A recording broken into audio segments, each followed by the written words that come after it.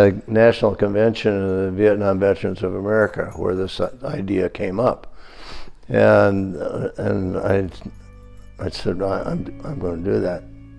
I'd already been back to Vietnam once with my wife on a tour. There are a number of very intense experiences that happened during that tour. It was with a group of people who had never been there before, and I was going back to places where I had been before. So they were all very supportive, and I went through some difficult times dealing with being back again where I'd had unpleasant experiences.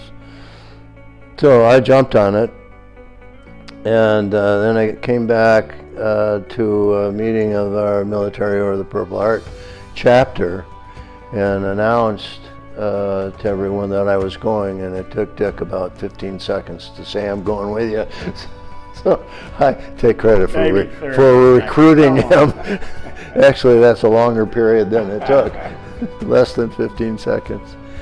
So, but it was again a life-changing experience to go back and be part of a group with about 20 people. Half of us were Vietnam veterans, and there were a couple of family members, and then other people who just, for some reason, were interested in doing that with Habitat for Humanity.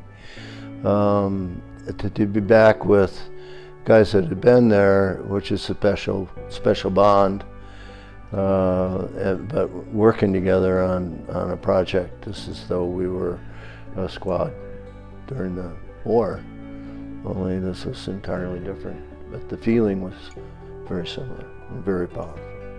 Habitat for Humanity International, an NGO that has 34 years of experience in 80 countries around the world, has brought 31 veterans and members of their families to Vietnam to build houses for the poor here.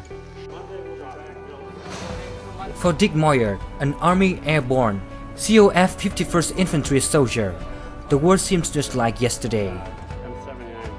It was time to let it go. Hard to believe it was 43 years ago that I left here, and I lost some friends here. And we did a lot of fighting here, 2 different times, and so it's emotional, but it's also rewarding. I would not have missed this trip. For me, we were not exactly invited guests, so I can't expect, under the circumstances, to be treated like a guest. So I think it was necessary for the Vietnamese people to protect their country, and it is your country. It's not our country. The war is over. The war is history.